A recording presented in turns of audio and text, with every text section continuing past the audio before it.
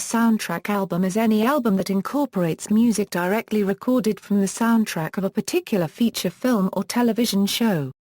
The first such album to be commercially released was Walt Disney's Snow White and the Seven Dwarfs, the soundtrack to the film of the same name, in 1938. The first soundtrack album of a film's orchestral score was that for Alexander Korda's 1942 film Jungle Book. However, this album added the voice of Sabu, the film's star, narrating the story in character as Mowgli. Overview: sometimes tracks not actually heard in the movie are included in the album, especially on a CD release of the soundtrack as opposed to an LP. Some of these may be outtakes, or they may have been used in trailers but not in the movie itself. Examples include the South Park, Bigger, Longer and Uncut soundtrack. Two other well-known examples are the soundtrack albums to Rodgers and Hammerstein's Carousel and The King and I, both of which include two or more songs not heard in the finished film. In advertisements or store listings, soundtrack albums are sometimes confused with original cast albums.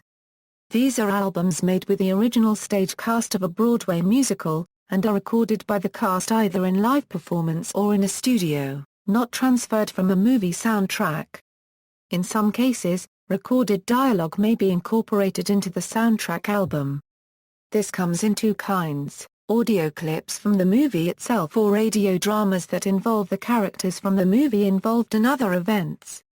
The unusual first soundtrack album of the 1939 film The Wizard of Oz, issued in 1956 in conjunction with the film's first telecast, was virtually a condensed version of the film, with enough dialogue on the album for the listener to be able to easily follow the plot, as was the first soundtrack album of the 1968 Romeo and Juliet, and the soundtrack albums of The Taming of the Shrew, Cromwell, and Little Big Man.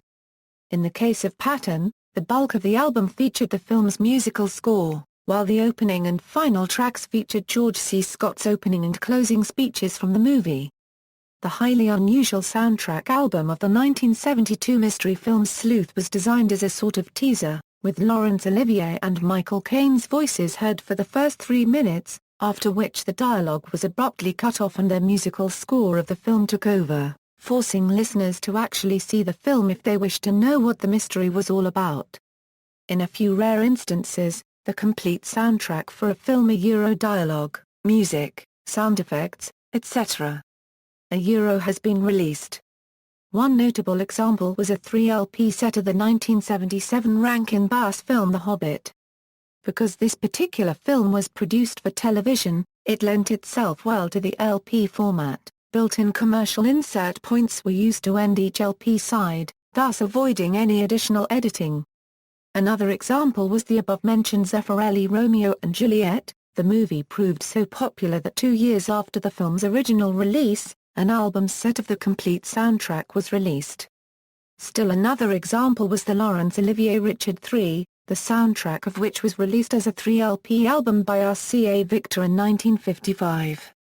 Soundtrack albums account for the bulk of the Indian music industry. In India, filmy soundtrack albums from Bollywood and other Indian film industries usually sell more than Indian pop records. References. See also, soundtrack, cast recording, for musical theatre, show tune.